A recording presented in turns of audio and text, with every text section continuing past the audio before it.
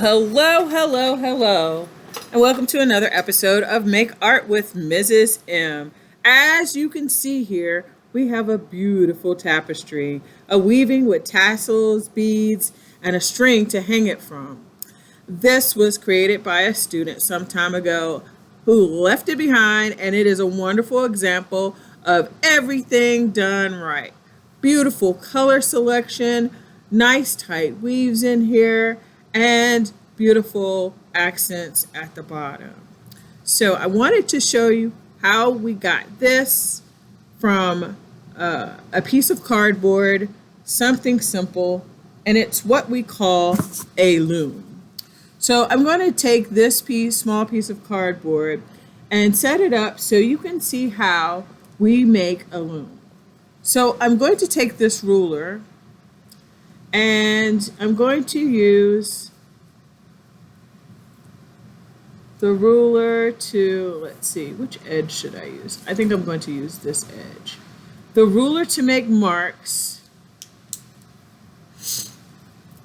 at 1, 2, 3, 4, and 5.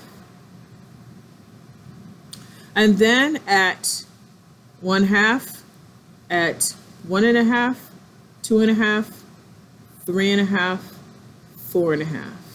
Well, this must be 5.5 inches long. Okay, turn it around and do the opposite end the exact same way. Make sure that's all the way to the end and make a mark at 1, 2, 3, 4, and 5. Just tiny little marks, and then one at 1/2, 1.5, 2.5, 3.5, and 4.5.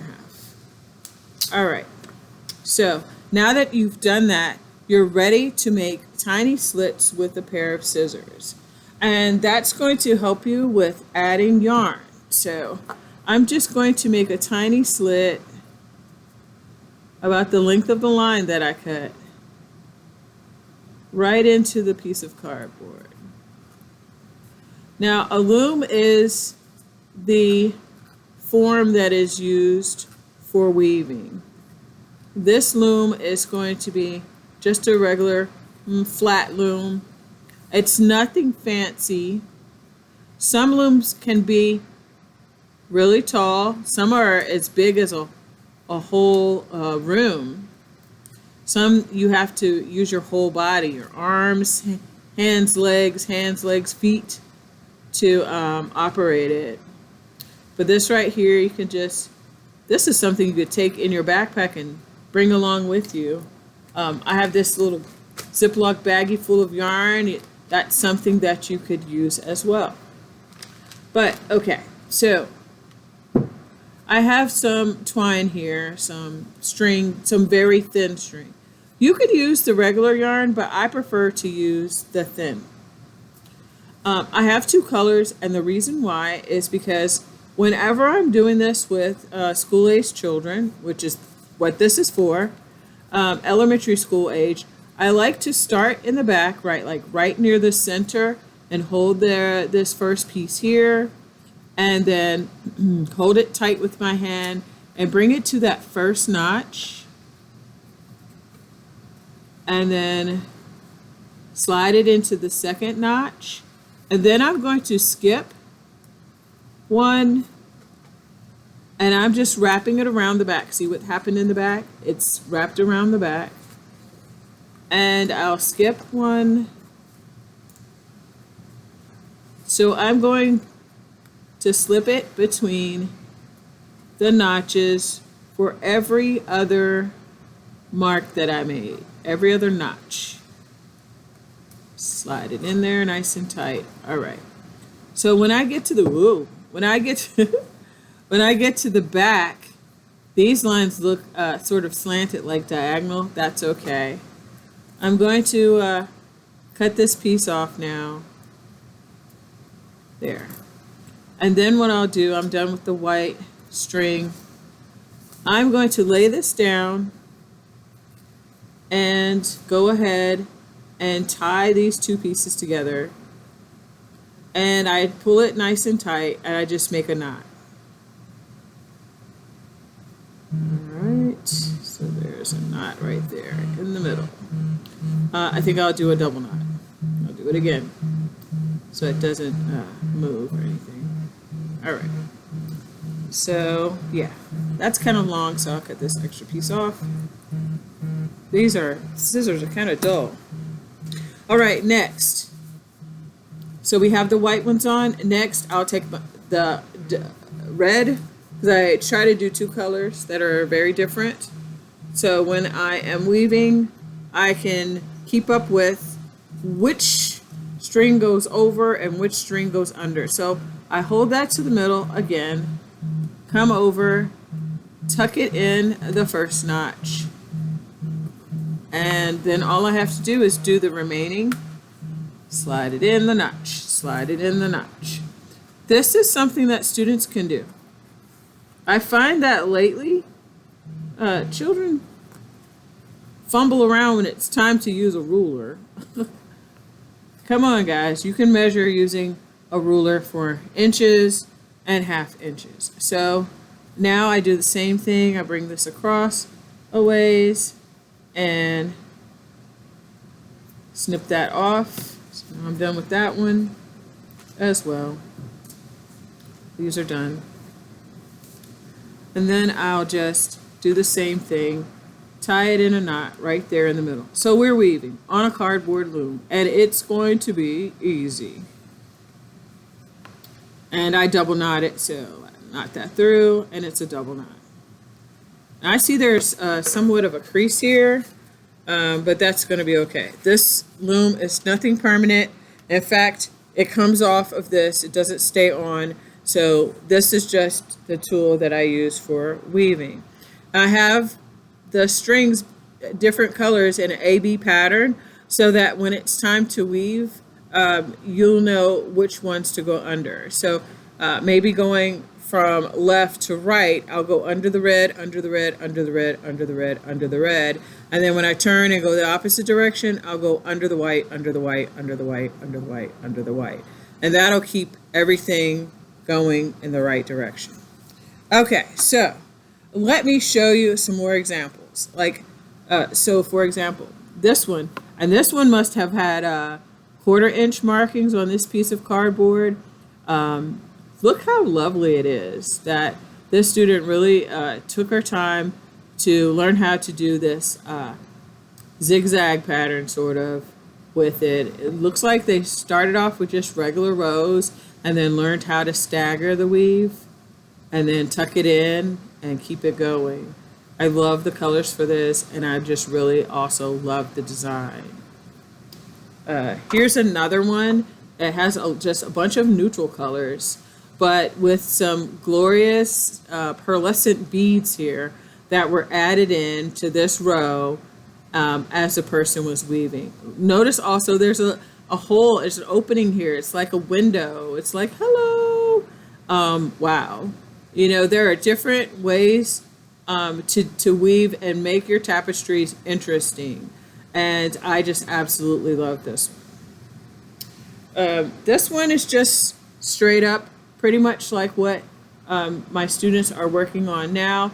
Just getting the hang of going over, under, alternating with the red and white. So let me show you how we did this. So I'll grab some yarn from here. And let's see what color. I think I'll do orange because, whoa, it's a long piece of orange. Whoa, okay, there we go. Need a piece of orange. Okay, and we also, let me clear my space off. Also, we need needles. So I have a few different kinds of needles here. And if you look, this one is the longest one I have. I think it's like 6 inches. Okay, that's a 6-inch needle. This one is about 3. It's plastic. These two are plastic. And then I have this metal needle. It doesn't matter which one you use, but for this, to make things easier, I'm going to slide these to the side and use the one that is 6 inches. So first things first, find the end of this piece of yarn. I also love that the eye of this needle is really big. So it's not so difficult to get the end of the yarn inside. And what I do is I hold it a little ways out, wrap this end around my finger, and then slip my finger out of the loop, and then tuck that little tail through and tie it. And sometimes I do that twice because I get really frustrated when the yarn falls off when I'm in the middle of going over, under, over, under. Okay, so let's look closely at this one. This last row had the green going over the white, under the red, over the white, under the red, over the white, under the red. So I'm going to start this way doing the opposite. Oops. And by going, oops, come on.